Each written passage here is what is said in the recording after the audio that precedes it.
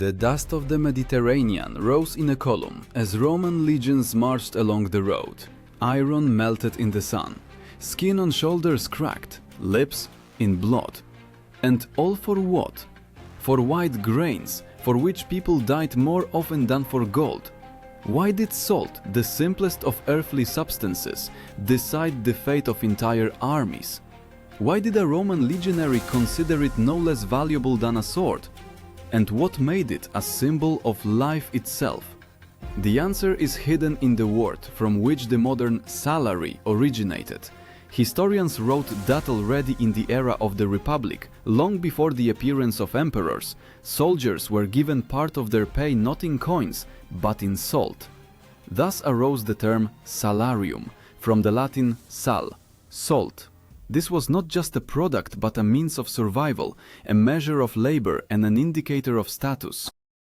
Without salt, warriors lost not only the taste of food, but also strength, because it retained moisture in the body and saved from dehydration in the hot campaigns of North Africa and Syria. In Roman sources of Tacitus and Pliny, it is mentioned that soldiers could receive up to half of their monthly allowance precisely in salt. For many, it meant more than money. Coins could be lost, but without salt, one could die. Salt is the blood of the earth, the legionaries said. It whitened on their skin, when sweat turned into a crust on bronze and helmet, reminding, each crystal is worth a drop of sweat shed under the sun. This white powder was a strategic weapon. When Rome conducted sieges, salt works were captured first of all. The loss of a salt source was considered a catastrophe comparable to the demise of an entire garrison. Archaeologists in Ostia and Pompeii found remains of warehouses where dozens of amphorae with salt were stored, guarded as strictly as the treasury. That is why the word salarium became a symbol of stability and power. Rome understood, he who controls salt controls the army, and therefore the empire. For without soldiers capable of marching under the sun, there would be neither roads nor aqueducts, nor Rome itself. Salt nourished muscles, sharpened the taste of life and discipline. Every gram like a drop of power. When a legion went on campaign, salt went ahead of it, in the bags of supply trains, in the consciousness of warriors, in the very breath of the empire. It was an invisible commander who decided who would live to see battle and who would fall in the desert even before the first clash of swords. And in this fragile balance between salt and death lies the key to how one empire was able to subjugate the world. For Rome conquered not only with the sword, it held power with salt. But to understand how it saved armies on the brink of destruction, one must look into the campaigns, where every step on the scorched earth was worth more than gold. The midday sun mercilessly beat down on the bronze. Heat billowed over the desert, and from beyond the horizon came the smell of sweat, iron and leather. Roman legions marched through North Africa.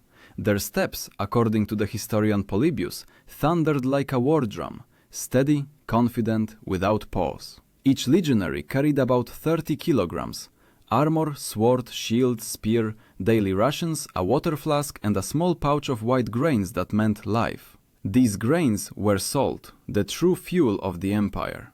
Rome's army organization astonished even its enemies. Every 10th soldier was responsible for supplying water and salt. Without this, the legion would not move a single step. These warriors were called quaestores, quartermasters, responsible for provisions and pay.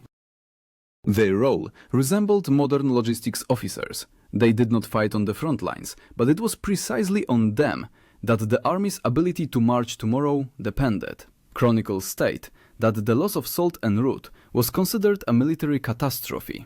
The heat turned the ground underfoot into a scorching pan. Sweat streamed down faces, and armor clung to bodies. The Roman diet included dried meat, grain, olive oil, and a little wine. But without salt, all of this became useless. Muscles cramped, the body lost moisture, consciousness blurred. Archaeologists found remnants of clay vessels with salt at encampment sites, sealed with wax to prevent it from dissolving due to humidity. A soldier's life supply. When the legions moved east, into Syria, Palestine, Armenia, Heat and disease decimated their ranks no less effectively than swords. Livy wrote that a single lost salt convoy could cost an entire cohort. Cohorts are combat units of 500 soldiers. Without salt, they faced death from exhaustion and dehydration, for warriors lost moisture faster than they could replenish it with water. Then improvisation came into play. Salt was extracted from saline springs, seawater was boiled down, white residue was scraped from rocks. From these crystals, not only a food additive, but also medicine was made. Salt was applied to wounds to prevent infection, and eyes were washed with it when sand burned them in the wind. It stung, but it saved. Each legionary carried in their loculus, a marching bag, a small pouch of salt as a symbol of personal salvation. It was not just food, it was a ritual. Before battle, mixing salt with bread, warriors uttered words addressed to Mars: "Protect the taste of life." Even at the moment when death stood near, they felt the taste of salt, the taste of Rome.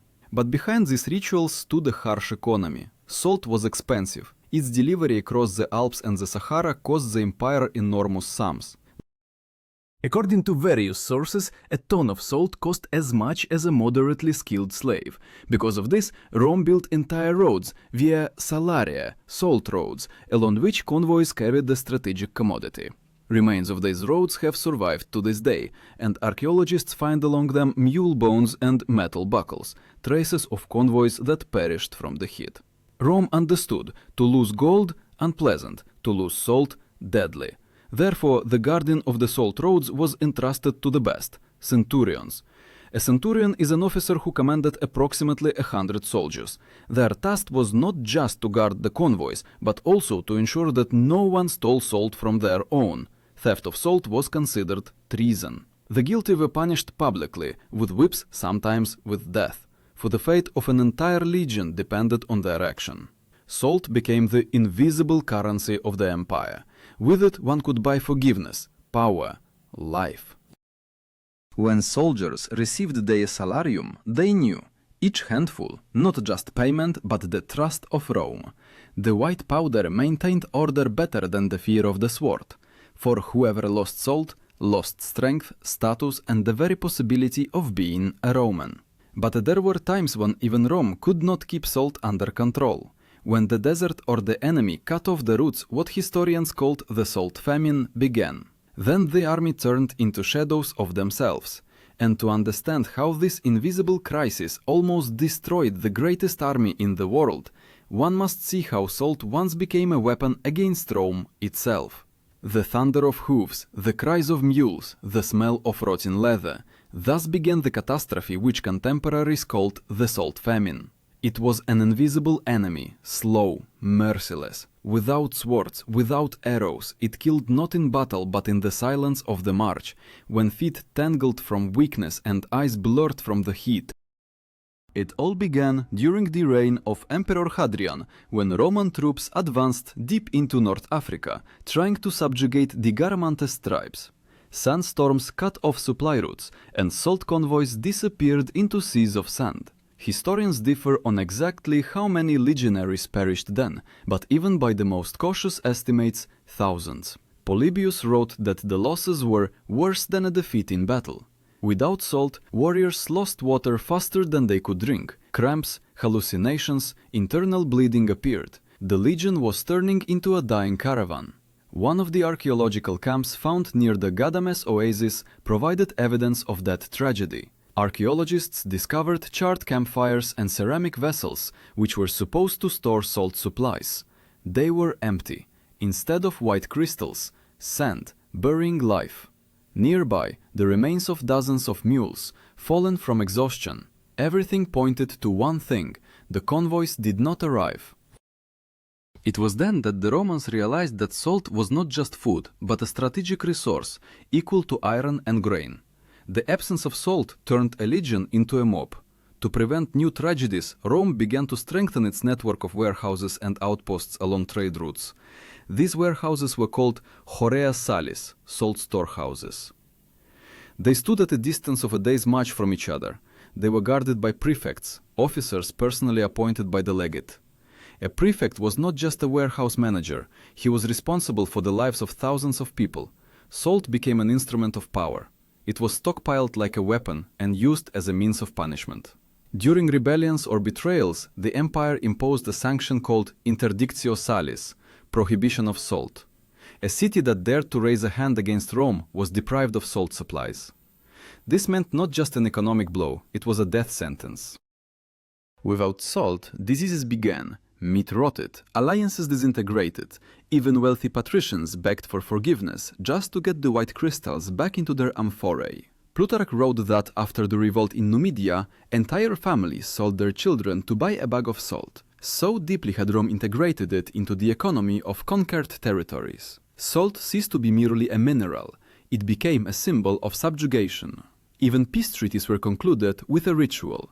The parties dipped bread in salt as a sign of eternal loyalty. This tradition survived centuries. From it was born the expression to eat a pud of salt with someone, meaning to share trials and trust with a person. Thus salt transformed into a language through which Rome spoke to the world. But behind this brilliance lay a harsh reality. Those who controlled salt also controlled life. To avoid new supply failures, Rome created special troops for guarding salt routes. They were called cohortes salinariae, salt cohorts.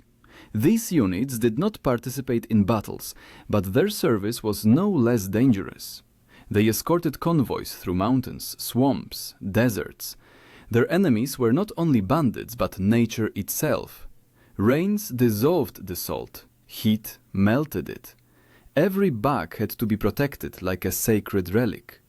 One centurion, whose name is preserved on an inscription in Campania, left a simple but terrible line.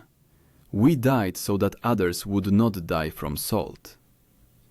These words are carved on a stone slab found at the site of a former post on the Via Salaria. Archaeologists believe this is the only evidence of the demise of a salt cohort, completely wiped out en route. But it was after these events that Rome understood salt is the blood of the empire, and to lose it means to lose power. Therefore, emperors began to build new roads, bridges, and even cities around salt sources. The city of Ostia, a port at the mouth of the Tiber, became the main center for salt supplies. From here, salt went to all legions, to all fronts. However, the price of this white power was terrible. For every amphora of salt, not only gold was paid, but also the lives of slaves, mules, and soldiers. And the farther the empire expanded, the harder it was to maintain this flow. For the more Rome possessed, the more it depended on salt. And dependence is always a weakness. It is this weakness that would one day become a weapon against the empire itself. From the beginning of the 3rd century AD, clouds gathered over Rome. The empire was cracking under the weight of its own victories. Hundreds of thousands of soldiers stood on the borders, from the Rhine to the Euphrates, and all of them needed salt. Without it, army discipline crumbled, bodies weakened, morale plummeted. But trade routes, once reliable, now teemed with rebellious tribes, raiders, and deserters. Even the mighty Via Salaria was no longer safe. And for the first time in centuries, the white crystals, a symbol of order and power, became a cause of chaos. Pliny the Younger wrote that during the crisis years, salt convoys became rare, and legions in the north were forced to salt meat with seawater. This saved them from starvation, but not from disease. Without pure salt, warriors lost strength. Chronicles mention that during a campaign against the Germans, a legion commanded by legate Valerian lost half its strength without a single battle. Bodies decomposed from infections, wounds did not heal, all due to the lack of salt, which was used for washing and consumption. At this time, in the shadow of economic decline, speculators rose. Salt became a weapon of profit. Wealthy landowners bought up its supplies and sold them to the army at exorbitant prices. In response, the empire introduced strict control. A new tax appeared, vectigal salis, which taxed every amphora. The tax was collected by special officials, praefecti salinarum. They wielded enormous power and often abused it. Salt, which had been the source of Rome's strength, turned into a source of corruption. One ancient author wrote, "Where salt ends, order ends." And these words proved prophetic. When rebellions began in the provinces, the rebels' first step was to seize salt warehouses. In Africa, in the city of Leptis Magna, Insurgents dumped salt supplies into the harbor to paralyze deliveries. It was an act of desperation and defiance, a symbolic killing of the empire. Rome responded brutally. Emperor Diocletian, restoring order, issued an edict by which salt theft was equated with treason. Criminals were punished by death through crucifixion, but even this horror did not restore order. Salt again slipped away, into the sand, into the black market, to the enemies. To maintain power, Rome tried to turn salt into an instrument of state control. Special military warehouses managed by garrisons were created. Soldiers were again paid part of their wages with salt. The old salarium returned as a reminder of the Republic's times. It was a step of desperation, but also a symbol of hope. At the same time, an ancient ritual was revived. Before an oath of loyalty, soldiers ate bread with salt. This simple gesture signified an alliance with the empire, trust, a sacred duty. Even when coins depreciated, salt remained a solid currency. There was something immutable, almost divine about it. It did not obey the market, only nature and time. But nature retaliated. The waters of the Mediterranean receded, salt flats were depleted, and the empire increasingly turned to conquered lands, draining their resources. In Gaul, in Britain, in Spain, wherever salt was extracted, Roman garrisons faced local uprisings. People did not want to give up the white gold. For them it became a symbol of subjugation. Archaeologists in Gaul found an inscription on the wall of an ancient storehouse. "Salt is the blood of the empire, and we are its slaves." These words, scratched with a knife on stone, are a cry of the era. For salt truly flowed through Rome's veins, but the more the empire drank of it, the faster the end approached. When the 4th century came, Rome became dependent on salt supplies from distant provinces. Any loss of a route meant catastrophe. Goths, Vandals and Sarmatians quickly understood this. They did not always launch a frontal attack. They blocked roads, burned warehouses, sank convoys. They did not fight with the sword. They fought with salt. There is evidence that in 410 AD, during Alaric's invasion, the salt warehouses on the approaches to Rome were among the first targets. Without salt, diseases began in the garrisons, and the soldiers, weak and desperate, could not hold the walls. Perhaps this was the first time the empire fell not by the sword, but by a crystal. But even at this moment, when Rome burned, salt did not disappear. People continued to store it, exchange it, hide it. For them, it remained a symbol of life. When everything collapsed, only salt reminded them of order, of how, once, an empire could measure its power not by gold, but by white crystals that saved soldiers and built roads. Thus, the Roman Empire approached its limit, weakened but still proud, and although the swords of enemies already clanked at the gates, the memory of salt, of what held the army, the people and faith, lived on. For as long as people remembered its taste, they remembered what it meant to be Roman.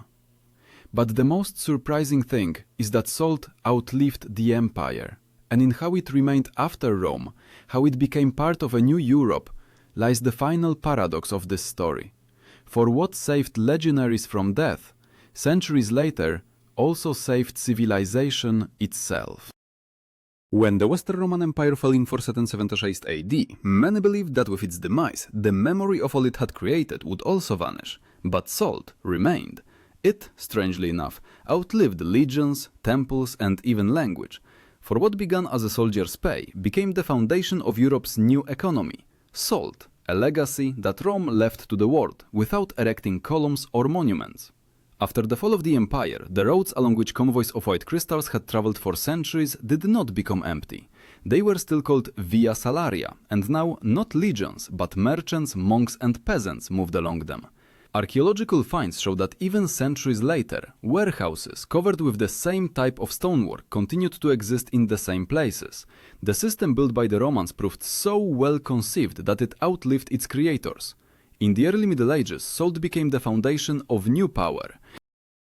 Cities that grew on the ruins of Roman salt storehouses, Ostia, Marseille, Genoa, turned into trading centers. What was once military logistics became a commercial empire. People who controlled salt possessed wealth. This power was as absolute as the centurion's power over religion once was. It was then that a new word was born, salary, a direct descendant of the Roman salarium. It spread throughout Europe, preserving its essence. Labor must be paid with what sustains life. Even when silver replaced salt in purses, the idea remained the same. Money is just another form of the white crystal, a symbol of energy, survival, power. Salt also entered the rituals of the new era. Christian monks called it God's gift, used it for consecrating water, for protecting dwellings. In the chronicles of 8th century monasteries it was recorded. He who keeps salt, keeps life. This sounded like an echo of old Rome, only now in a different light. But perhaps the most important legacy of salt is in the memory of how it connected people. Of all the elements by which Rome governed the world, salt was the most human. It required labor, discipline, patience. It could not be faked, could not be obtained without sweat. And in this, there was its own justice. Salt united the rich and the poor, the soldier and the merchant, the emperor and the peasant. All of them depended on one taste. When archaeologists find ancient salt amphorae with legionary stamps, inside are the same crystals as 2000 years ago. They have not changed. And, looking at them, it's hard not to feel a strange respect. For these crystals witnessed the rise and fall of the world's greatest power. Salt was the last witness of the empire. When power fell, when eagles and banners disappeared, it remained lying in the earth, pure, eternal, incorruptible. And, perhaps in this, lies Rome's greatest lesson. All the gold in the world will not outlive what gives life. But the history of salt did not end with the fall of the empire. On the contrary, from this moment it would begin a new path that changed the entire continent. The white roads along which the legions marched became the arteries of medieval Europe, and the ancient salt warehouses the foundation of the first city-states. Rome fell, but its salt continued to flow through the veins of history, and in this there is a special symbol. The empire's strength disappeared, but the strength of life remained. And it is this that will lead us to the final secret of this story, how salt, which began as payment for blood and labor, became a symbol of human resilience.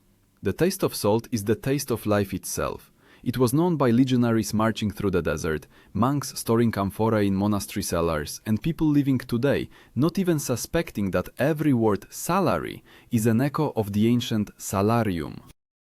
In this word still lives the breath of Rome, the rhythm of its steps, the clang of metal, the crackle of campfires, and the taste of sweat on soldiers' lips. Salt became not just a symbol of labor, it became a symbol of the enduring human spirit, that which makes us alive. When we say today that a person is worth their bread and salt, we are repeating a formula that the legions knew. Salt is energy, order, survival.